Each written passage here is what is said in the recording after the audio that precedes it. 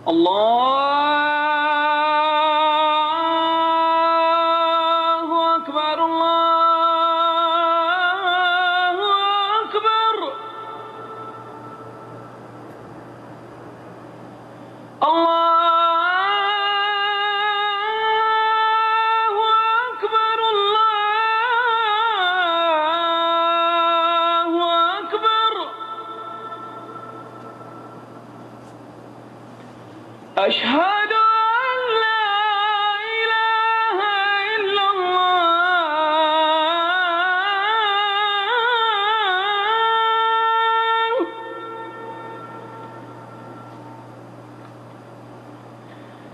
أشهد أن لا إله إلا الله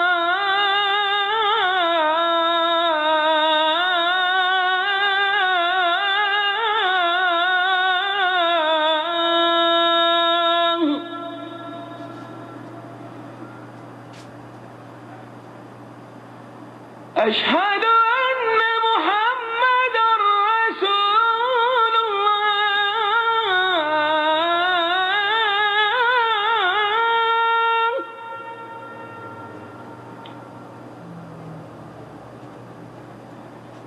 أشهد أن محمدا رسول الله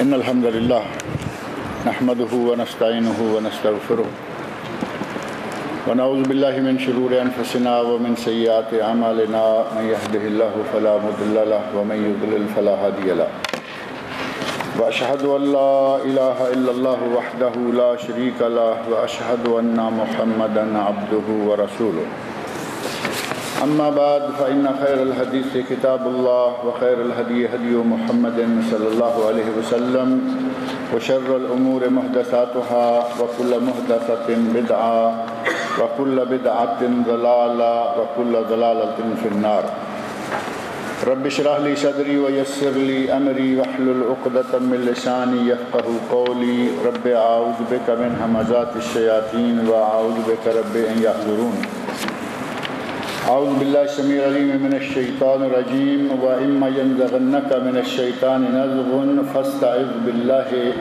إنه هو السميع العليم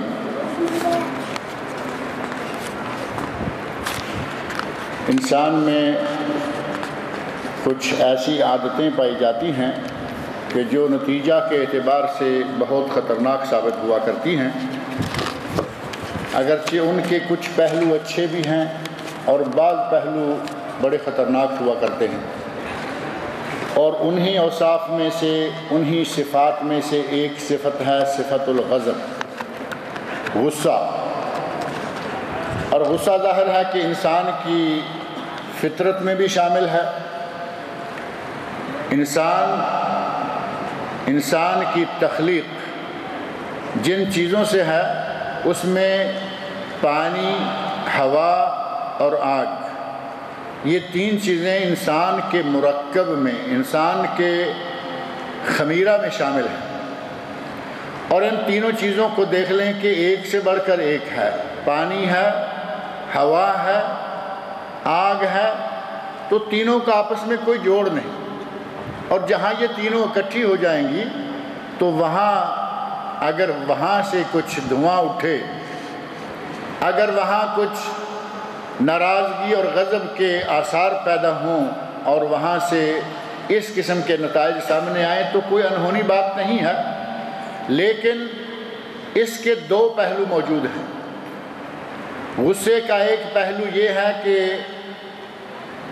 اچھا غصہ ہو اچھی بات پر ہو یعنی نبی اکرم صلی اللہ علیہ وسلم ارشاد فرماتے ہیں بلکہ آپ کے بارے میں نبی صلی اللہ علیہ وسلم کے گھر والے اور نبی صلی اللہ علیہ وسلم کے صحابہ بیان فرماتے ہیں کہ نبی صلی اللہ علیہ وسلم اپنی ذات کے لیے کبھی ناراض نہیں ہوئے اپنی ذات کی خاطر آپ نے کبھی ناراضگی نہیں کی جب ناراض ہوئے تو اس کا سبب صرف یہ ہوتا تھا کہ جب اللہ کی حرمتوں، اللہ کے قواعد قوانین، اللہ کے احکام کی نافرمانی کی جاتی تو ایسے میں نبی اکرم صلی اللہ علیہ وسلم غضبناک ہو جایا کرتے تھے۔ اور یہ سلسلہ عہد قدیم سے چلا آ رہا ہے۔ آپ تاریخ انسانی کو تھوڑا سا کھلی نظر سے دیکھیں، آپ کے سامنے حضرت نوح علیہ السلام کا واقعہ آتا ہے۔ حضرت نوح علیہ السلام اللہ کے نبی ہیں، پیغمبر ہیں، بڑے اولو العزم ہیں، لیکن انہیں بھی غصہ آیا، اپنی امت پر غصہ آیا، اور معمولی غصہ بھی نہیں آیا، بلکہ جب اپنی امت کو دعوت دی، ایک طویل عرصہ تک دعوت دیتے رہے اور انہوں نے دعوت قبول نہیں کی، تو پھر کیا ہوا؟ اللہ رب العزت سے مخاطب ہو کر ارشاد فرمایا، یا رب، اے میرے رب، دعوتہم لیلا و نہارا، میں نے ان لوگوں کو دن کو پکارا، رات کو پکارا، میں نے دعوت دینے میں، میں نے تبلیغ کرنے میں کوئی کسر نہیں چھوڑی، میں نے ان کو دن کو پکارا، رات کو پکارا، فلم یزدہم دعائی الا فرارا، لیکن میری دعوت کا ان پر کوئی اثر نہیں ہوا سوائے اس کے کہ الٹا یہ میری دعوت سے فرار ہوئے، قریب آنے کی بجائے بھاگے، قریب لگنے کی بجائے دور گئے۔ اب ایک طویل عرصہ تک داعیہ ہے، اللہ کا پیغمبر ہے، اللہ کا نبی ہے، اور ایک محنت کرنے والا انسان ہے۔ ایک طویل عرصہ تک محنت کے باوجود جب دیکھا کہ کوئی آدمی قریب نہیں لگ رہا، توحید کو قبول نہیں کر رہا، اللہ کی توحید کو ماننے کے لیے تیار نہیں ہو رہا، تو ناراض ہوئے، غصہ آیا، اور اس غصے میں آ کر انہوں نے اللہ سے بد دعا کر دی، اور زبان مبارک سے کلمات نکلے، رب لا تذر علی الارض من الکافرین دیارا، اے اللہ اس روئے زمین پر کافروں کا ایک گھر بھی نہیں بچنا چاہیے۔ بد دعا کی، لیکن اپنی ذات کے لیے نہیں، ناراضگی آئی اپنی شخصیت کے لیے، اپنی کسی تکلیف کی خاطر نہیں، بلکہ اللہ کے دین کی خاطر کہ اے اللہ میں نے دعوت دی، اے اللہ میں نے انہیں پکارا، اے اللہ میں نے انہیں بلایا، لیکن یہ قریب نہیں آئے۔ بالآخر غصہ میں آ کر بد دعا کی، اور اس بد دعا کو اللہ رب العزت نے فوراً قبول فرما لیا۔ فرمایا، اے میرے پیغمبر، کشتی تیار کرو۔ کشتی تیار ہونا شروع ہو گئی، اور قوم جو پہلے دعوت کو قبول نہیں کر رہی تھی، اب انہوں نے مزید مذاق اڑانا شروع کر دیا اور کہنا شروع کر دیا کہ یہ بوڑھا اب ریت میں کشتی چلائے گا، کوئی کہتا کہ یہ بوڑھا اب پہاڑوں پہ کشتی چلائے گا۔ لیکن اللہ کا نظام، اللہ نے جو سلسلہ شروع کیا تھا وہ مکمل ہوا، طوفان آیا اور اس نے تمام منکرین کو، تمام کافروں کو غرق کر دیا۔ نوح علیہ السلام کو غصہ آیا، لیکن ذات کی خاطر نہیں، دین کی خاطر، اللہ کی خاطر۔ اور مسلمان تو ہوتا ہی وہ ہے کہ وہ پیار کرے تو اللہ کے لیے، اور دشمنی کا اظہار کرے تو اللہ کے لیے۔ مومن تو غصے ہوتا ہے تو صرف دین کی خاطر، اور اگر کسی سے محبت رکھتا ہے تو دین کی خاطر۔ الحب للہ والبغض فی اللہ۔ مومن وہ ہے، مسلمان وہ ہے کہ پیار بھی اللہ کے لیے اور دشمنی بھی اللہ کے لیے۔ اسی طرح حضرت موسیٰ علیہ السلام کا واقعہ قرآن کریم کے اندر موجود ہے، انہیں بھی غصہ آیا،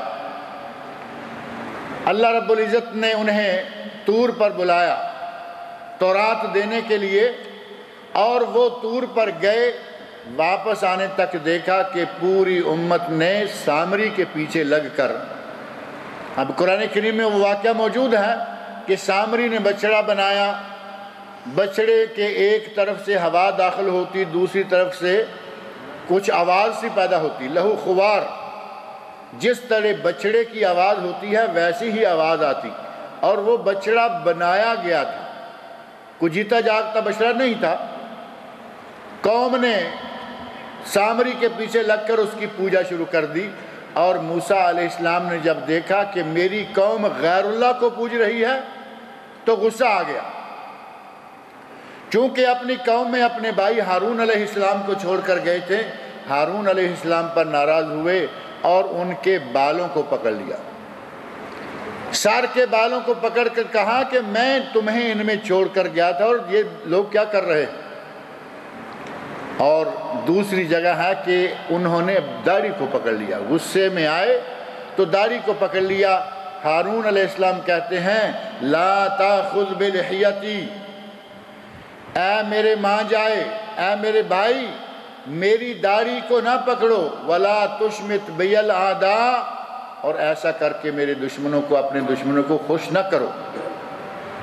دشمن تو خوش ہوں گے، دیکھیں گے کہ دونوں بھائی لڑ رہے ہیں، دونوں پیغمبر ہیں، دونوں جھگڑ رہے ہیں، وہ خوش ہوں گے، تم ایسا نہ کرو۔ میں نے اپنی قوم، میں نے تمہاری قوم، میں نے ان لوگوں کو پوری طرح سمجھانے کی تمام تر کوششیں کی، لیکن یہ لوگ سامری کے پیچھے لگ کر بہک گئے۔ حضرت موسیٰ علیہ السلام اتنے غضبناک ہوئے، اتنا غصے ہوئے کہ ہاتھ میں جو الواح تھیں وَأَلْقَى الْأَلْوَاحَ، وہ تختیاں پھینک دیں، غصے میں آئے تختیاں پھینک دیں، بھاگے اور ہارون علیہ السلام پر جھپٹ پڑے۔ موسیٰ علیہ السلام کو غصہ آیا، لیکن ذات کی خاطر نہیں، قوم میں شرک دیکھ کر، قوم میں غیر اللہ کی عبادت دیکھ کر، قوم میں بچڑے کی پوجا دیکھ کر۔ اس طرح پیغمبروں کو غصہ آتا ہے تو صرف دین کی خاطر۔ نبی صلی اللہ علیہ وسلم کی زوجہ محترمہ بیان فرماتی ہیں کہ نبی صلی اللہ علیہ وسلم کبھی کسی پر ناراض نہیں ہوئے، کبھی غصہ میں آ کر آپ نے اپنی کسی بیوی کو نہیں مارا، آپ نے کسی غلام، کسی کنیز، کسی خادمہ کو کبھی نہیں مارا۔ اور نبی کا مارنا، نبی صلی اللہ علیہ وسلم کا مارنا، بلکہ آپ فرماتے ہیں کہ جو نبی کو مار دے وہ بھی جہنمی، اور جسے نبی مار دے وہ بھی جہنمی، جسے نبی مار دے وہ بھی جہنمی، کیونکہ نبی کبھی کسی بے قصور آدمی کو نہیں مارے گا۔ نبی صلی اللہ علیہ وسلم نے تلوار اٹھائی تو مشرکین مکہ کے خلاف، تلوار اٹھائی تو یہودیوں کے خلاف، نبی صلی اللہ علیہ وسلم نے تلوار اٹھائی تو صرف اسلام کے دشمنوں کے خلاف اٹھائی۔ لہٰذا اگر کسی کو نبی صلی اللہ علیہ وسلم نے اپنی تلوار سے قتل کر دیا تو وہ سیدھا جہنمی، اور اگر کسی نے نبی کو قتل کر دیا، بنی اسرائیل کے انبیاء کو قتل کیا گیا، یہ واقعہ قرآن کریم کے اندر جا بجا موجود ہے کہ وہ اپنے انبیاء کو قتل تک کر دیا کرتے تھے۔ نبی کو قتل کر دے تو جہنمی، اور اگر کسی کو نبی قتل کر دے تو وہ بھی جہنمی، کیونکہ نبی کسی کو ذاتی خواہش، ذاتی لڑائی سے قتل نہیں کرتا، بلکہ نبی جب بھی قتل کرتا ہے تو اسے غصہ آتا ہے صرف دین کی خاطر، اللہ کی خاطر، توحید کی خاطر۔ اور یہ غصہ غصہ محمود ہے، یہ پسندیدہ غصہ ہے۔ انسان کے اندر دینی غیرت ہونی چاہیے، دینی حمیت ہونی چاہیے۔ قرآن کریم کی توہین کی جاتی رہے، نبی اکرم صلی اللہ علیہ وسلم کی گستاخیاں ہوتی رہیں، اور مسلمان کے کان پر جوں تک نہ رینگے، یہ مسلمانی نہیں ہے، یہ بے غیرتی کی حد ہوتی ہے۔ مومن کو قرآن اور سنت، نبی اسلام اور اسلام، ان پر حملہ کرنے والوں پر غصہ آتا ہے، اور یہ ہے غضب محمود، پسندیدہ غصہ، یہ آنا چاہیے۔ کسی کی بہو بیٹی کو کوئی چھیڑے، غصہ آتا ہے یا نہیں؟ یہ غصہ ٹھیک ہے، یہ جائز ہے، بلکہ کسی کی بہو بیٹی کو کوئی چھیڑے تو یہ غصہ محمود ہے کہ اس آدمی میں غیرت پائی جاتی ہے۔ اور اگر کوئی خود کسی کی بہو بیوی کو چھیڑتا ہے، اس کی بہو بیٹی کو کوئی چھیڑے تو اسے غصہ آتا ہے، اور یہ بازار میں لوگوں کی بیٹیوں کو چھیڑتا پھرے تو اس کا کیا علاج ہوگا؟ اب ظاہر ہے کہ اس پہ اگر کوئی جوتے برساتا ہے تو یہ بھی اس کا مستحق ہے، اہل ہے اس کا۔ ایک غصہ محمود جو اللہ کی خاطر، کتاب اللہ کی خاطر، رسول اللہ کی خاطر، دین کی خاطر آئے، اور ایک غصہ ہے جو ناپسندیدہ ہے، جو غصہ اللہ کو، اللہ کے رسول صلی اللہ علیہ وسلم کو پسند نہیں ہے، اور وہ غصہ کون سا ہے؟ اگر کسی کو دیکھا کہ یہ دین کی طرف دعوت دے رہا ہے، یہ برائیوں سے روک رہا ہے، یہ امر بالمعروف کا کام کر رہا ہے، نہی عن المنکر کا کام کر رہا ہے، تو اس آدمی پہ غصہ آتا ہے۔ کچھ لوگ ایسے ہیں جن کو دعوت کے میدان میں کام کرنے والے لوگوں پر غصہ آتا ہے، دعوت کے میدان میں کام کرنے والے کی مجبوری ہے، اسے یہ بتانا ہوگا کہ قرآن کریم نے سود کو حرام قرار دیا، اور نبی صلی اللہ علیہ وسلم نے سود کا 1 درہم کھانے والے کو 36 مرتبہ زنا کرنے والے کے برابر قرار دیا۔ اب داعیہ نے، مبلغ نے، دین کے کسی عالم نے یہ بات کہہ دی کہ قرآن نے حرام قرار دیا، نبی صلی اللہ علیہ وسلم نے 36 مرتبہ زنا کرنے کے برابر 1 درہم ربا کا، سود کا کھانے کو قرار دیا۔ اب اس مولوی پہ جو آدمی بھڑکتا ہے، اس کے غصے کے بارے میں کیا کہیں گے؟ یہ شرعی غصہ ہوگا؟ یہ پسندیدہ غصہ ہوگا؟ یہ ناجائز اور حرام غصہ ہے، کیونکہ جس داعیہ نے یہ بات کہی اس نے اپنی طرف سے نہیں بلکہ قرآن کریم کے حوالے سے، رسول اللہ صلی اللہ علیہ وسلم کے احکام کے حوالے سے، اور چونکہ وہ خود کھا رہا ہے سود، اس کا اوڑھنا بچھونا، اس کا کھانا پینا، اس کا لباس پوشاک، اس کی تمام ضروریات جب سود کے حرام پیسے سے پوری ہوتی ہیں تو سود کو حرام کہنے والے پر اسے غصہ آتا ہے۔ یہ غصہ محمود نہیں بلکہ یہ ہے غضب مذموم، ناپسندیدہ غصہ۔ دعوت کا میدان ہو یا کوئی بھی آدمی نیکی کی طرف دعوت دے تو اس پہ غصے ہونا۔ آج کل سعودی عرب کے اندر امر بالمعروف اور نہی عن المنکر کا ایک ادارہ جو کام کر رہا ہے، اس ادارے پر بہت سارے لوگ اپنے قلم سے، اپنی زبان سے بدتمیزیاں کر رہے ہیں کہ یہ کیا ہے، اس کی کیا ضرورت ہے۔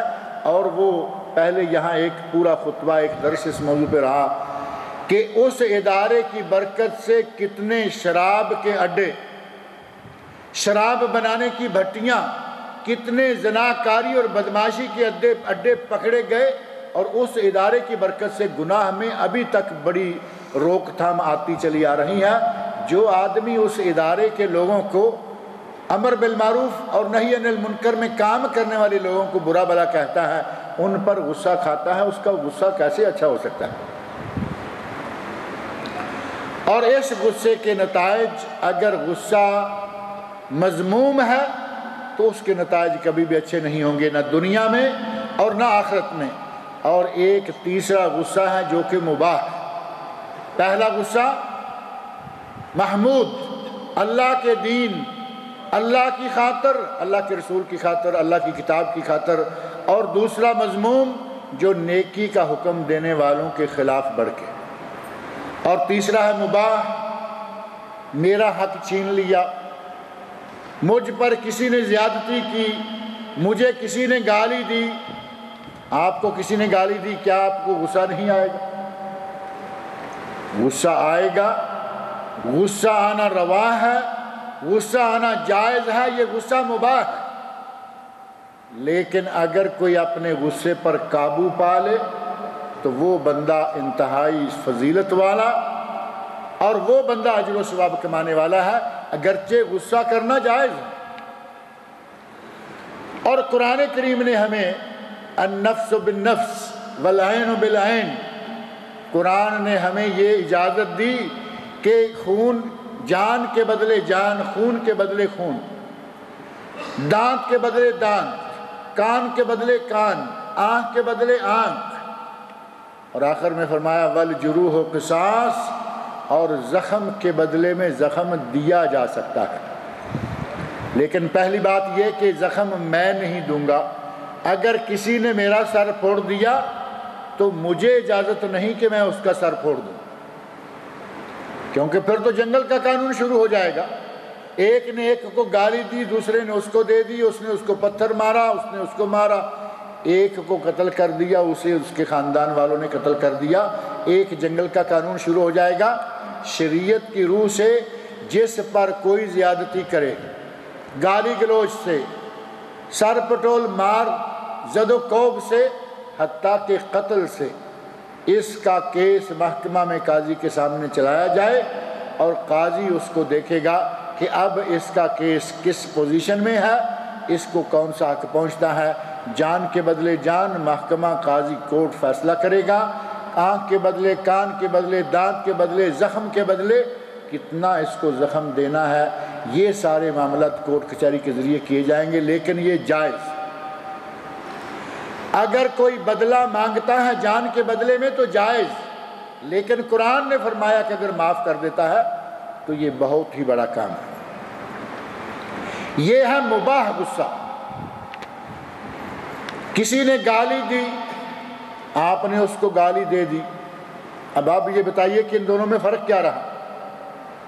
اس نے بھی گالی دے دی، آپ نے بھی گالی دے دی، آپ نے اپنا حق استعمال کیا، لیکن جس طرح وہ گناہ گار ہوا اسی طرح آپ بھی گناہ گار ہوئے۔ شیخ سعدی کی ایک حکایت بڑی مشہور ہے۔ شیخ سعدی شیرازی، انہیں کتے نے کاٹ لیا، باہر سے آئے، پنڈلی سے خون بہہ رہا ہے، گھر میں چھوٹی سی بچی کھیل رہی ہے، آواز دی بیٹا جلدی آؤ۔ بیٹی آئی اور کہا کہ تھوڑا سا کپڑے کا ٹکڑا جلا کے مجھے دو، مرہم بنا کے اس کے اوپر لگانی ہے۔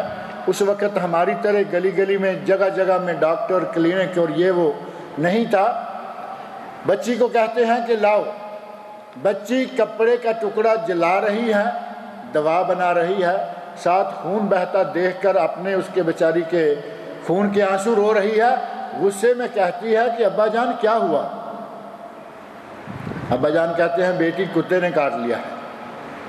اب بیٹی اتنی سمجھدار نہیں ہے کہ سمجھداری کرے، جو کہہ رہے ہیں کر رہی ہے، لیکن جب کہا کہ مجھے کتے نے کاٹ لیا ہے تو کہتی ہے ابا جان آپ نے اسے کیوں نہیں کاٹا؟ اور اس کی عمر کا تقاضا یہی تھا۔ شیخ سعدی رحمۃ اللہ علیہ بڑے مختصر لفظوں میں کہتے ہیں کہ بیٹی اگر میں بھی اسے کاٹ لیتا تو میرے اور کتے کے درمیان فرق کیا رہ جاتا؟ ایک نے گالی دی، آپ نے اسے ایک کی بجائے 2-4 گالیاں دے دی، تو آپ کا اس کا فرق کیا ہے؟ بلکہ اس سے احمقانہ حرکت میں آپ تو 4 قدم آگے نکل گئے۔ یہ مباح ضرور ہے، یہ غصہ کھانا ضرور جائز ہے، لیکن یہاں عقل مندی کا تقاضا یہ ہے کہ اپنے غصے پر قابو پایا جائے۔ نبی اکرم صلی اللہ علیہ وسلم ارشاد فرماتے ہیں لیس الشدید بالسرعہ، آدمی طاقت سے، آدمی اپنی قوت سے کسی کو پچھاڑ دے، یہ پہلوانی نہیں ہے۔ انما الشدید الذی یملک نفسہ عند الغضب، طاقتور وہ ہے، پہلوان وہ ہے، پچھاڑنے والا وہ ہے جب کہ غصہ آئے تو وہ اپنے غصے پر قابو پا سکے۔ یہ ہے مسلمانوں کا پہلوان۔ مسلمان پہلوان وہ ہے کہ چاہے وہ بالکل انگلی کی طرح پتلا ہو، لیکن جب غصہ آئے تو اپنے غصے پر قابو پا سکے، اپنے آپ پر کنٹرول رکھ سکے۔ نبی صلی اللہ علیہ وسلم نے اس آدمی کو پہلوان قرار دیا ہے۔ اور اگر غصہ آیا، آگ بگولا ہو گیا، تو ظاہر ہے کہ وہ پہلوان کیا ہوگا۔ نبی صلی اللہ علیہ وسلم نے اس کی پہلوانی یا طاقت کی نفی فرمائی ہے۔ غصہ آئے تو اس کو کنٹرول کرو، اس کو سنبھالو۔ نبی اکرم صلی اللہ علیہ وسلم، صحابہ کرام رضی اللہ عنہم، تابعین، ائمہ، بے شمار واقعات ہیں کہ ان کے ساتھ کیا کیا کچھ ہوا اور انہوں نے اپنے غصے پر کس طرح قابو پایا۔ نبی اکرم صلی اللہ علیہ وسلم کے سامنے 2 آدمی ایک دوسرے پر گالی گلوچ کر رہے ہیں، برس رہے ہیں۔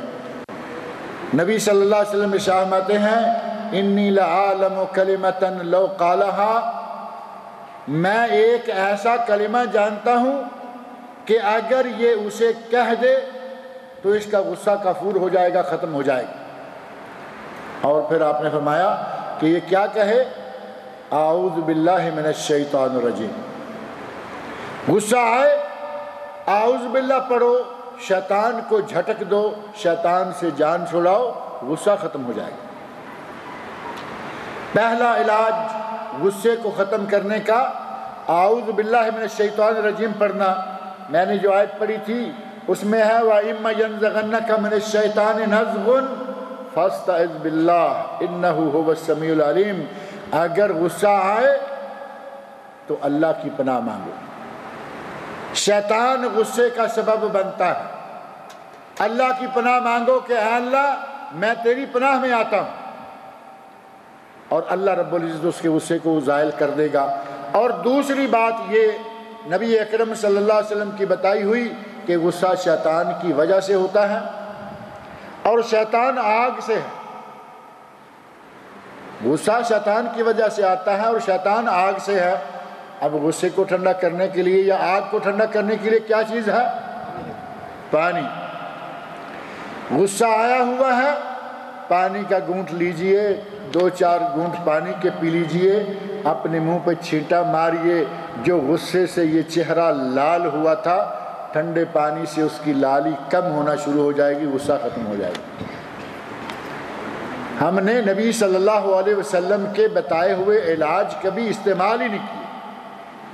نبی صلی اللہ علیہ وسلم نے جو علاج بتائے ہیں ہم علاج کریں تو ہمارے معاشرے سے یہ لڑائیاں جھگڑے بہت حد تک کم ہو جائیں۔ آپ نے فرمایا اعوذ باللہ پڑھو۔ آپ یہ تجربہ کر کے دیکھ لیں کبھی بھی کہ آدمی پہ غصہ آیا ہوا ہو 2-3 مرہ اعوذ باللہ من الشیطان الرجیم اعوذ باللہ من الشیطان، یہاں آپ ایک عادت عربوں میں دیکھیں گے، گناہ سب جگہ موجود ہے، عربوں میں بھی موجود ہے، عجموں میں بھی موجود ہے، یہاں بھی نافرمانیاں وہاں بھی نافرمانیاں، لیکن کچھ عادتیں عربوں میں ایسی ہیں کہ یہ قدم قدم پر، ایک دن میں پہلے ذکر کر رہا تھا کہ عربوں میں یہ عادت ہے کہ کوئی اچھی چیز دیکھیں تو فوراً کہیں گے ماشاء اللہ تبارک اللہ ماشاء اللہ تبارک اللہ ماشاء اللہ، سنتے ہوں گے آپ بھی۔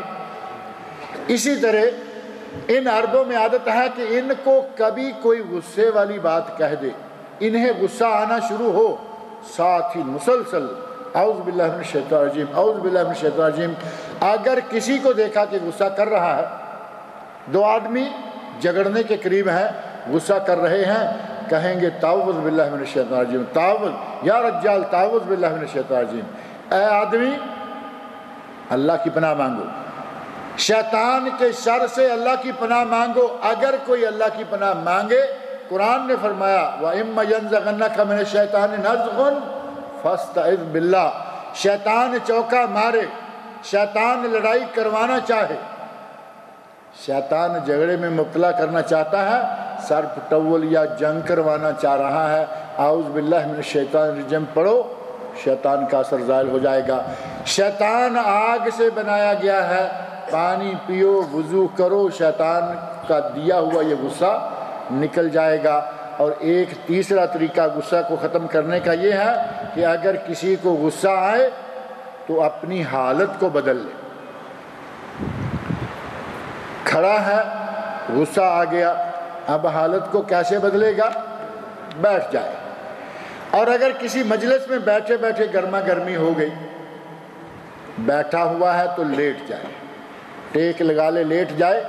آپ نے دیکھا ہوگا کہ جب آدمی لیٹا ہوا ہو غصہ آئے تو بیٹھ جاتا ہے، ٹیک لگا کے غصہ آئے تو اکڑوں سیدھا ہو کے بیٹھ جاتا ہے، اور بیٹھے ہوئے کو غصہ آئے تو کھڑا ہو جاتا ہے۔ ہم نے تو رسول اللہ صلی اللہ علیہ وسلم کی بتائی ہوئی تعلیمات کا بالکل الٹ شروع کر رکھا ہے۔ ہمیں غصہ آئے تو بیٹھے ہوئے اٹھ کے کھڑے ہو جاتے ہیں، اور اصل میں سمجھتے یہ ہیں کہ بیٹھے ہوئے کہیں گے اوپر نہ آ گرے، حملہ نہ کر دے، اٹھیں گے تو گلے کو پکڑنا آسان ہو جائے گا، اس کو قابو کرنا۔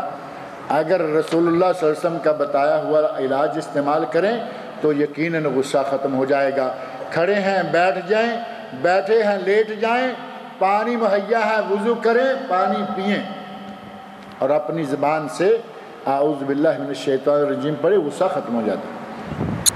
صحابہ کرام، تابعین کرام، حضرت امام زین العابدین حضرت علی رضی اللہ عنہ کے پوتے زین العابدین علی بن حسین بن علی بن ابی طالب رضی اللہ عنہم، حضرت علی رضی اللہ عنہ کے پوتے غلام نے، نوکروں پر غصہ زیادہ ہی آتا ہے، نوکر سے کیسے ایسے کوئی گستاخی ہو جائے۔ غلام پانی لا رہا تھا وضو کرنے کے لیے، اور وہ ہاتھ میں جو برتن تھا وہ ہاتھ سے گرا، چھینٹے زین العابدین رحمۃ اللہ علیہ پر پڑے اور کوئی پاؤں پہ تھوڑی سی چوٹ بھی لگ گئی۔ غصہ آیا، غلام سمجھدار تھا، پڑا ہوا تھا، غلام نے فوراً آیت قرآن کریم کی پڑھی وَالْقَاظِمِينَ الْغَيْظَ وَالْعَافِينَ عَنِ النَّاسِ وَاللَّهُ يُحِبُّ الْمُحْسِنِينَ۔ آیت غلام کو یاد ہے۔ وہ کوئی صرف نوکری کرنے والے غلام تو نہیں تھے، دیندار پڑھے لکھے سمجھدار غلام ہوا کرتے تھے، غلامی ان کی قسمت میں آ گئی تھی۔ غصہ دیکھا، پڑھا وَالْقَاظِمِينَ الْغَيْظَ، 3 ٹکڑوں میں آیت کو پڑھا۔ پہلا ٹکڑا امام صاحب کو غصے میں دیکھا تو کہا وَالْقَاظِمِينَ الْغَيْظَ، اللہ کے بندے وہ ہیں جو غصے کو پی لیتے ہیں، کھا جاتے ہیں۔ امام زین العابدین رحمۃ اللہ علیہ وہ بھی چونکہ قرآن جاننے والے ہیں، عرب ہیں، نبی صلی اللہ علیہ وسلم کے خاندان کے فرد ہیں، کہا کظمنا غیظنا، اے غلام ہم نے اپنا غصہ پی لیا۔ غلام نے کہا وَالْعَافِينَ عَنِ النَّاسِ، صرف غصہ پی کر اندر ہی اندر پی کر نہیں بیٹھ جاتے، بلکہ جن پہ غصہ آیا ہوتا ہے ان کو معاف بھی کر دیتے ہیں۔ تو فوراً کہا قد عفونا عنک، غلام جاؤ ہم نے تمہیں معاف بھی کر دیا۔ یہ قرآن کی آیت ایک ایک 2 لفظ کر کے پڑھ رہے ہیں، اور سامنے والا سٹیپ بائی سٹیپ قرآن کریم کے ایک ایک لفظ پر عمل کرتا جا رہا ہے۔ غصہ بھی ختم ہوا، اور ساتھ ہی وَالْعَافِينَ عَنِ النَّاسِ معاف بھی کر دیا، گستاخی یا غلطی معاف بھی کر دی۔ اور غلام کہتا ہے وَاللَّهُ يُحِبُّ الْمُحْسِنِينَ، اللہ احسان کرنے والوں کو پسند فرماتا ہے۔ تو کہا جاؤ تم آزاد ہو، ہم نے تم پر یہ احسان کیا کہ آج کے بعد تم آزاد ہو۔ نبی صلی اللہ علیہ وسلم کی بتائی ہوئی باتوں، بتائے ہوئے علاجوں اور قرآن کریم کے بتائے ہوئے علاج پر عمل کیا جائے تو پھر یہ شکل بنتی ہے، اور اگر اس کا الٹ کیا جائے، لیٹا ہوا بیٹھ جائے، بیٹھا ہوا کھڑا ہو جائے، کھڑا ہوا بھاگ کر جھپٹ کر گلے پڑے، تو نبی صلی اللہ علیہ وسلم کے بتائے ہوئے عمل پر ہم نے عمل نہیں کیا، بلکہ ہم نے اس کا الٹ کیا، اور اس کے نتائج آپ دیکھ رہے ہیں۔ گلی میں، محلے میں، یہاں وہاں، کہیں صرف ہاتھا پائی، کہیں صرف گالی گلوچ، کہیں سر پٹول، اور کہیں باقاعدہ خاندانوں کی لڑائیاں، اور پھر بڑھتے بڑھتے یہ لڑائیاں لمبا رنگ اختیار کر جاتی ہیں۔ غصہ کہتے ہیں غصہ حرام ہے۔ اب اس قسم کا غصہ حرام ہے کہ غصے کے نتیجہ میں سامنے والے کو جان سے ہی ختم کر دیا۔ یہ قتل ہوا کرتے تھے غصے کی وجہ سے۔ نبی صلی اللہ علیہ وسلم کے عہد مبارک میں بھی ایسے واقعات پیش آئے۔ ایک آدمی کہیں لکڑیاں اکٹھی کر رہے ہیں، درخت سے لکڑیاں اٹھا رہے ہیں، آپس میں ان کا اختلاف ہو گیا، اور اس نے کلہاڑا جس سے لکڑیاں کاٹ رہے تھے سامنے والے کے سر پہ کلہاڑا مارا، سر پہ کلہاڑا گیا، آدمی گیا۔ نبی اکرم صلی اللہ علیہ وسلم کے سامنے کیس آیا، یا رسول اللہ اس نے میرے بھائی کو قتل کر دیا ہے، اگر یہ انکار کرے تو میں دلائل کے ساتھ ثابت کر دوں گا کہ اس نے قتل کیا ہے۔ اور وہ معاشرہ ایسا تو نہیں تھا کہ گناہ بھی کریں اور اقرار بھی نہ کریں، وہاں تو کتنے ایسے واقعات ہیں، خاتون نبی صلی اللہ علیہ وسلم کی خدمت میں حاضر ہو جاتی ہے اور آ کے کہتی ہے کہ یا رسول اللہ مجھ سے گناہ ہوا ہے، مجھے پاک کر دیجئے۔ آدمی حاضر ہو جاتا ہے، یا رسول اللہ مجھ سے گناہ ہو گیا، میں ہلاک ہو گیا، طہرنی، یا رسول اللہ اے اللہ کے رسول مجھے پاک کر دیجئے۔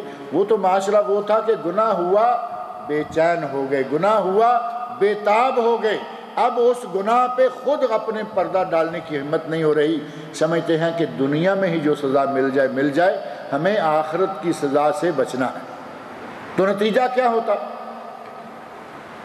عورت کو نبی اکرم صلی اللہ علیہ وسلم نے سنسار کروایا، عورت حاملہ تھی، کہا جاؤ جا کے بچے کو جنم دو، بچے کو جنم دیا، آ گئی، فرمایا جاؤ اس کو دودھ پلاؤ یہاں تک کہ یہ کھانا شروع ہو جائے۔ بچے کے ہاتھ میں ٹکڑا دیا، وہ کھاتے ہوئے آ رہا ہے، یا رسول اللہ کھانا شروع کر دیا، چین نہیں آ رہا کہ گناہ سے کس طرح جان چھوٹے۔ اور بالآخر نبی اکرم صلی اللہ علیہ وسلم نے سزا دے دی، رجم کر دی گئی، صحابی کو رجم کروا دیا گیا۔ اور وہ مقدس معاشرہ جس میں اس طرح کے گناہ گار تھے قتل ہو جائے اور وہ کہے کہ نہیں میں نے نہیں کیا، بلکہ کوئی ایسا وکیل لے لے جو کوئی نہ کوئی رنگ اختیار کر کے قتل سے بچا دے۔ آج کل تو وکیل زیادہ تر یہی کر رہے ہیں نا، آج کل کامیاب وکیل ایڈوکیٹ وہ شمار ہوتا ہے جو جھوٹ کو سچ اور سچ کو جھوٹ کر دے، چاہے کسی بھی طرح کر دے۔ اس وقت نہ کوئی وکیل سامنے آتا تھا، جب مجرم یا جب گناہ کرنے والا ملزم خود اپنے اوپر اپنے گناہ کا ارتکاب کا اعتراف کرتا ہے تو وہاں نہ وکیل کی ضرورت ہے نہ کسی اور کی۔ صحابہ کرام کے زمانے میں بھی ایسا ہوا، لیکن شاذ و نادر، کبھی کبھار، بعد کے زمانوں میں یہ بات چلتی رہی لیکن بہت کم۔ لیکن آج یہ سلسلہ بہت ہی عام ہو گیا ہے، گالی گلوچ، ہاتھا پائی، لڑائی جھگڑے، خون ریزیاں، زد و کوبیاں اور جنگیں، یہ سارے نتیجے ہیں نبی صلی اللہ علیہ وسلم اور قرآن کریم کے بتائے ہوئے علاجوں اور نبی صلی اللہ علیہ وسلم کی بتائی ہوئی تدابیر کو ترک کرنے کا نتیجہ ہے کہ آج معاشرے میں ایک دوسرے کے خلاف نفرتیں ہیں، لڑائیاں ہیں، جنگیں ہیں، اور انہی کو قواعد کو نبی صلی اللہ علیہ وسلم کے بتائے ہوئے آداب کو چھوڑنے کا نتیجہ ہے کہ باہمی رنجشیں ہیں، خاندانوں کے خاندانوں میں، رشتہ داروں میں اور اپنے پڑوسیوں میں۔ بد زبانی کے نتیجہ میں کبھی امن نہیں آتا، بد زبانی کے نتیجہ میں ہمیشہ بدبنی بڑھے گی، پھیلے گی۔ کوشش کیا کیجئے کہ قرآن کریم کے بتائے ہوئے علاج، نبی صلی اللہ علیہ وسلم کے بتائے ہوئے آداب پر عمل کیا جائے تاکہ غصہ جو ہے وہ دور ہوتا رہے۔ اللہ رب العزت ہمیں غصے کے برے نتائج سے محفوظ رکھے، قرآن کریم اور سنت رسول پر عمل کرنے کی توفیق عطا فرمائے۔ اللہ رب العزت ہمیں اپنی حفاظت میں رکھے اور شیطان سے اللہ تعالی ہمیں محفوظ رکھے۔ اللہ تعالی مجھے اور آپ سب لوگوں کو نیک عمل کی توفیق عطا فرمائے۔ پہلی چیز یہ ہے کہ اگلے جمعہ میں موجود نہیں ہوں گا یہاں، لہذا انشاءاللہ اس سے اگلے جمعہ میں ملاقات ہوگی۔ دوسری اہم بات یہ ہے کہ بر صغیر پاک و ہند کی معروف شخصیت مولانا عبد المتین صاحب، حافظ عبد المتین صاحب جونا گڑھی، جو کہ چار مینار بنگلور کی مسجد کے امام و خطیب بھی تھے اور بر صغیر کے معروف علماء میں کئی کتابوں کی تالیف اور کئی کتابوں کے انہوں نے ترجمے کیے۔ کل رات عشاء کے بعد وہ وفات پا گئے ہیں۔ دعا کریں کہ اللہ رب العزت ان کی مغفرت فرمائے، اللہ تعالیٰ ان کی بشری کوتاہیوں کو معاف کرے، اللہ تعالیٰ ان کی خدمات کو قبول فرمائے اور اللہ تعالیٰ ان کو جنت الفردوس میں اعلیٰ مقام عطا فرمائے۔ ان کے علاوہ بھی جتنے نیک لوگ، اہل توحید، دیندار لوگ فوت ہوئے ہیں، اللہ تعالیٰ ان کی مغفرت فرمائے، اور جتنے بیمار ہیں، عالم غیر عالم مسلمان، اللہ تعالیٰ سب کو شفائے کاملہ و عاجلہ عطا فرمائے۔ ہاں، یہ سیریز کا ایک سیٹ آیا ہوا ہے، یہ جو پہلے آپ کے پاس 3 والیوم شاید تفسیر القرآن کے دو پہلے آپ کو پہنچ چکے ہیں، یہ تیسرا والیوم ہے، اور یہ باہر عابد بھائی کے پاس موجود ہے، جن کو چاہیے جاتے ہوئے۔ مرکز دعوت و ارشاد کا جو تفسیر القرآن کا سلسلہ چل رہا ہے، یہ والیوم 3 ہے۔ کہتے ہیں کہ ہمارے کچھ احباب جب عمرہ یا حج کے لیے جاتے ہیں تو وہاں جا کر خانہ کعبہ اور اپنی تصاویر موبائل کیمرہ سے بلکہ فلم بناتے ہیں، تو کیا یہ کام ٹھیک ہے؟ شریعت میں ایسا کرنا جائز ہے جبکہ اسلام نے تصویر سے منع فرمایا ہے؟ اور وہ احباب حجت کے طور پر یہ حوالہ دیتے ہیں کہ ہمارے علماء کرام بھی تو کعبہ کی تصاویر، ہمارے علماء کرام کی بھی، حتیٰ کہ امام کعبہ کی بھی تو تصویر لی جاتی ہے۔ امام کعبہ خطبہ دے رہے ہیں اور ان کا خطبہ ریکارڈ ہو کر ویڈیو کی شکل میں ساری دنیا کے لیے فائدے کا باعث بنتا ہے۔ کیا آپ جو اپنی تصویریں لے کے آتے ہیں ان کا بھی یہی فائدہ ہوتا ہے؟ یہی آپ کے سوال کا مکمل جواب ہے۔ اگر کہیں ہو سکتا ہے کہ کل کو کوئی یہ بھی کہے کہ یہاں جو بڑی لائٹ جل رہی ہے اور یہاں کیمرہ بھی لگا ہوا ہے، تو کیا تمہاری تصویر جائز ہے اور ہماری ناجائز ہے؟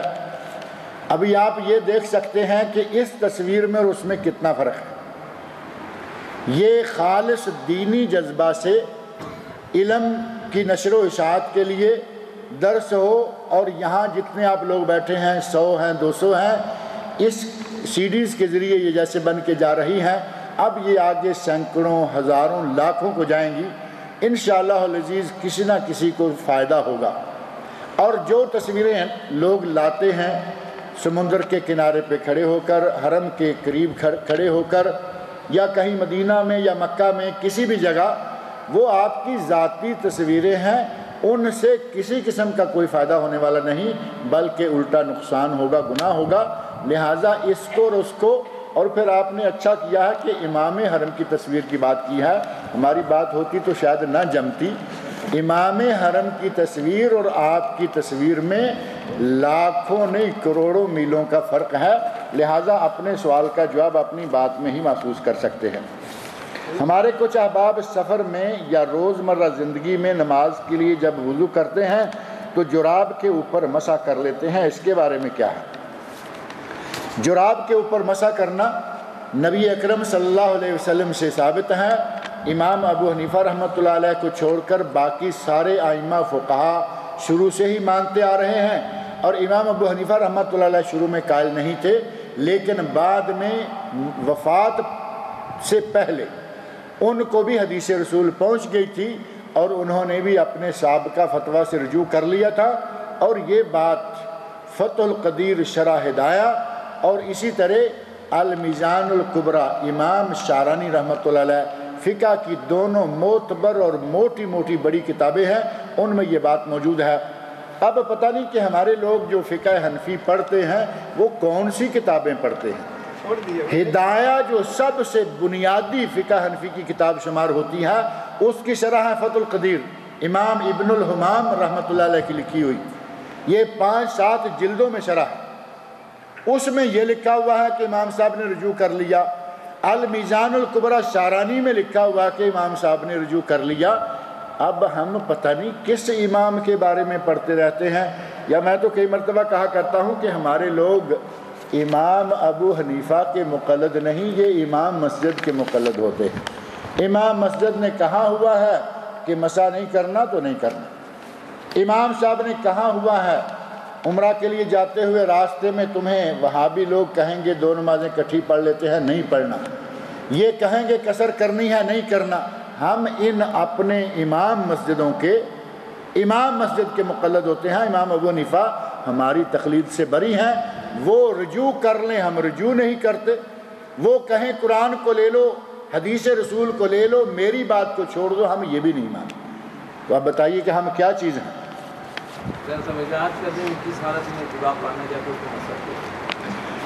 مسئلہ بڑا معروف مسئلہ ہے، جو نہیں کرتے ان کے لیے تو ظاہر ہے کہ یہ اڑی ہے کہ ہمیں نہیں کرنا۔ جو جانتے ہیں ان کو معلوم ہے کہ جرابیں پہنی ہوں وضو کی حالت میں پہنی ہوں، یہ نہیں کہ جب چاہیں پہن لے، وضو کر کے وضو کی حالت میں جرابیں پہنی ہوں، اور جرابیں پہننے سے نہیں بلکہ جرابیں پہننے کے بعد وضو ٹوٹنے سے لے کر، یعنی جب وضو ٹوٹے اور نیا مسح کریں تب سے لے کر 24 گھنٹے، 1 دن اور 1 رات مقیم کے لیے، اور 72 گھنٹے 3 دن اور 3 راتیں مسافر کے لیے اس پر جرابوں پر مسح کرنا جائز ہے۔ چمڑے کے موضوع پر تو کسی کو اختلاف نہیں ہے، وہ سب کے نزدیک جائز ہے، لیکن جرابوں پر جو تھوڑا سا اختلاف ہے وہ بھی آپ کے سامنے رکھ دیا ہے کہ امام صاحب رحمۃ اللہ علیہ نے رجوع کر لیا تھا۔ ہماری اس جمعہ کی نشست میں اکثر موضوعات و سوالات کا سلسلہ صرف بڑوں کی اصلاح تک محدود رہتا ہے۔ ہمارے درمیان لگ بھگ 20 یا 25 طلباء و طالبات اپنے والدین کے ساتھ باقاعدہ پابندی کے ساتھ شرکت کرتے ہیں۔ میری گزارش ہے کہ ہر جمعہ نہ صحیح ہر دوسرے جمعہ ان بچوں کے لیے کچھ حصہ رکھا جائے۔ بہت اچھی بات ہے کہ بچوں کی تربیت کے لیے، بچوں کی تربیت کے سلسلہ میں پہلی بات تو یہ ہے کہ بچے بھی آج جو باتیں سنیں گے وہ انشاءاللہ بڑے ہو کر ان کے لیے قدم قدم کام آئیں گی۔ ہماری کچھ کوتاہیاں یہ ہیں کہ ہمارا بچپن نکل گیا انگریزوں کی گود میں یا ان کے سکولوں میں، بڑے ہو کے پڑھنا شروع کیا، بالکل بنیادی اور اساسی باتیں ہمیں معلوم نہیں ہوتی، پڑھنا پڑتی ہیں۔ خوش نصیب ہیں وہ بچے جو ہوش سنبھالتے ہی دینی مجلسوں میں بیٹھنا شروع کر دیتے ہیں، ان کو دین کی الحمدللہ اتنی معلومات ہو جاتی ہیں کہ ایک لیول پر آنے تک وہ بہترین عالم ہوتے ہیں خود۔ یہ اچھا ہے، اور یہ مشورہ بھی اچھا ہے کہ کبھی کبھی دوسرے جمعے چوتھے جمعے ایک ایسا موضوع ہونا چاہیے جو بچوں سے تعلق رکھے، بچوں کی تربیت سے تعلق رکھے اور بچوں کی اصلاح سے تعلق رکھے۔ انشاءاللہ یہ آپ کا مشورہ جو ہے وہ خطیب مسجد کے ڈسکس کیا جائے گا، ان سے بات کری جائے گی تاکہ وہ بھی اس کا اہتمام کیا کریں اور آپ کے سامنے یہ موضوعات آتے رہیں۔ دوسرا مشورہ والدین سے یہ ہے کہ سوالات میں ہر جمعہ 1-2 سوال بچوں کی طرف سے شامل کر لیں۔ اب یہ تو ظاہر ہے کہ آپ پر منحصر ہے، جو بچوں کے والدین آتے ہیں کوئی سوال لکھ کر بچوں کی نسبت، بچوں کے لیے، بچوں کی خاطر، بچوں کی اصلاح کے سے تعلق رکھنے والا ہو تو کوئی ایک آدھ سوال جو ہے ان کا ڈال لیں، ایک آدھ سوال اپنا کر لیں تاکہ بچوں کی شرکت جو ہے وہ بھی شامل ہو جائے۔ اس سے ہمیں 2 فائدے ہوں گے، بچوں کی رہنمائی اور دلچسپی بڑھے گی، دوسرا ان کے ذہنوں میں اگر کوئی اشکال، کوئی الجھن، کوئی کنفیوژن ہے جسے ہم والدین بخوبی نہ سمجھا سکیں تو آپ کے توسط سے انہیں وہ دینی ہدایت مل جائے گی۔ یہ بچے ہماری قوم کا سرمایہ، یہ سیاسی جملہ ہے بڑا اسپیشل، لیکن یہ جملہ ٹھیک ہے کہ بچے قوم کا سرمایہ ہوتے ہیں۔ بچوں کی اصلاح ہو جائے تو باذن اللہ تعالیٰ آئندہ معاشرہ جو ہے وہ سدھر جاتا ہے۔ اگر کوئی عمرہ کے لیے بدل کرنا چاہے تو کر سکتا ہے یا نہیں؟ اگر کر سکتا ہے تو کس کے نام؟ جندہ یا مردہ کے نام؟ یہ اردو میں جندہ ہی لکھا جیم کے ساتھ، زے کے ساتھ زندہ نہیں۔ مقصد یہ ہے کہ عمرہ بدل کرنا جائز ہے یا نہیں۔ اس سلسلہ میں علماء کرام کا فتویٰ بھی میں سناتا رہتا ہوں اور اپنی تحقیق بھی بتاتا رہتا ہوں۔ نبی صلی اللہ علیہ وسلم سے حج بدل کے بارے میں واقعات 1 2 4 ملتے ہیں کہ صحابہ نے پوچھا، نبی اکرم صلی اللہ علیہ وسلم نے جواب دیا اور حج بدل کو جائز قرار دیا۔ کوئی ایک واقعہ بھی ایسا میری نظر سے نہیں گزرا آج تک کہ نبی صلی اللہ علیہ وسلم سے کسی نے یہ پوچھا ہو کہ یا رسول اللہ میں فلاں کی طرف سے عمرہ کرنا چاہوں تو ہوتا ہے یا نہیں، اور آپ نے کہا ہوتا ہے۔ کوئی واقعہ نہیں ملتا، لیکن علماء کرام کا یہ فتویٰ ہے کہ چونکہ عمرہ بھی حج کی طرح کا عمل ہے اور یہ چھوٹا حج ہے، جب حج ہو جاتا ہے تو عمرہ بھی ہو جاتا ہے، لہذا کریں، اور خاص طور پر فوت شدہ کی طرف سے کریں۔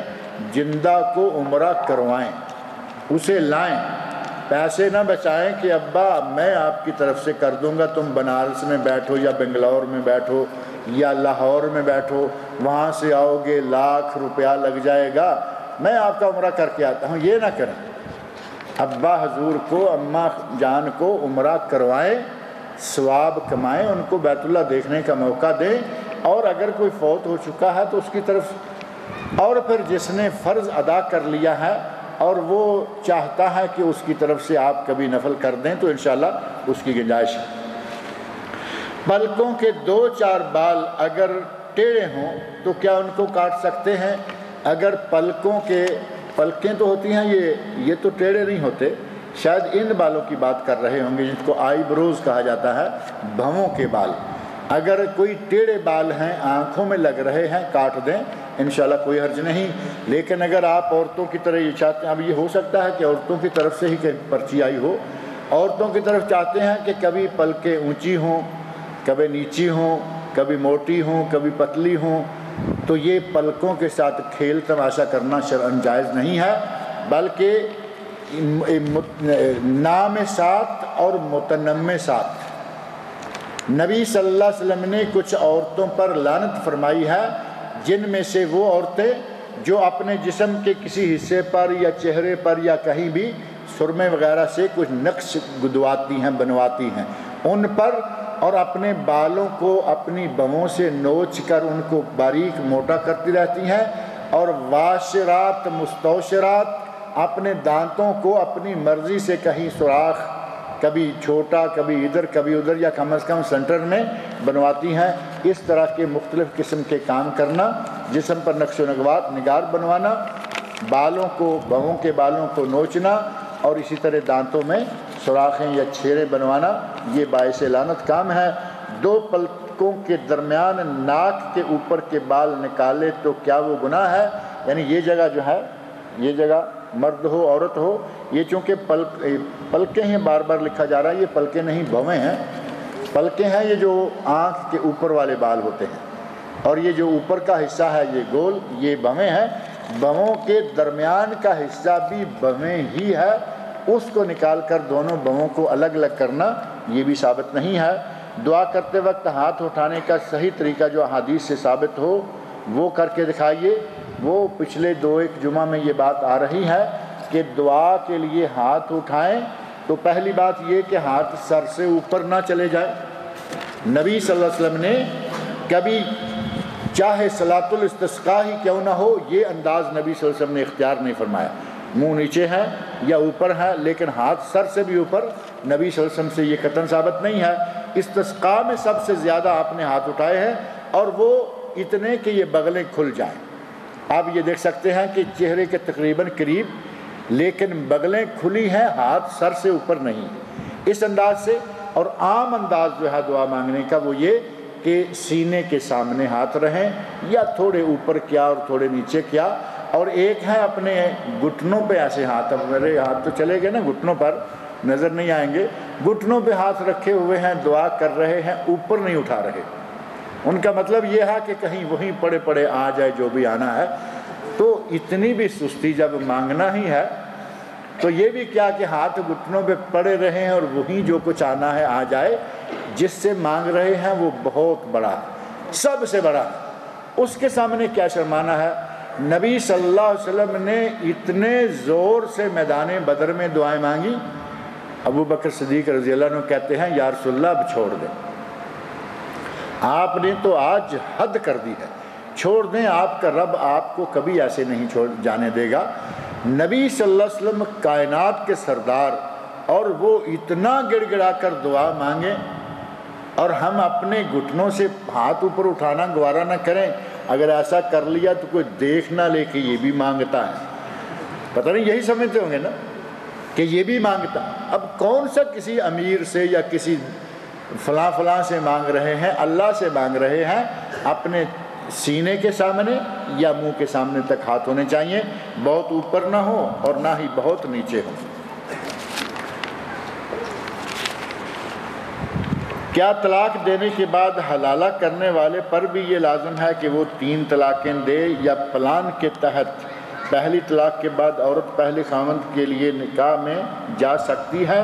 یعنی ایسی صورت حلالہ میں 3 طلاقوں کی قید اسلامی لحاظ سے ضروری ہے یا ایک ہی طلاق کافی ہے؟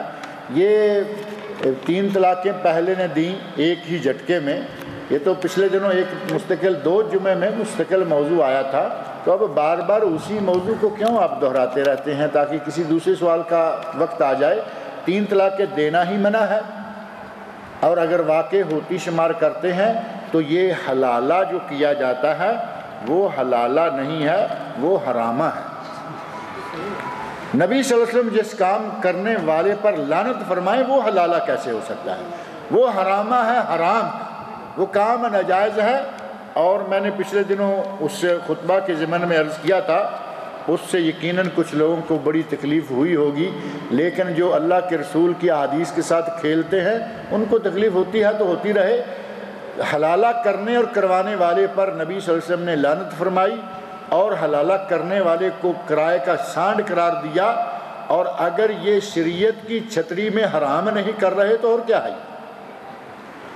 جس کام کے کرنے کو نبی صلی اللہ علیہ وسلم فرمائے کہ یہ لعنتی آدمی ہے، یہ کام باعث لعنت ہے، وہ کام کبھی جائز نہیں ہو سکتا۔ اور مولویوں نے باقاعدہ اس کے اڈے کھول رکھے ہیں۔ اللہ رب العزت مجھے اور آپ سب لوگوں کو نیک عمل کی توفیق عطا فرمائے۔ یہ پرچیاں بچ گئی ہیں، یہ انشاءاللہ اگلے سے اگلے جمعہ میں آپ کے سامنے رکھیں گے۔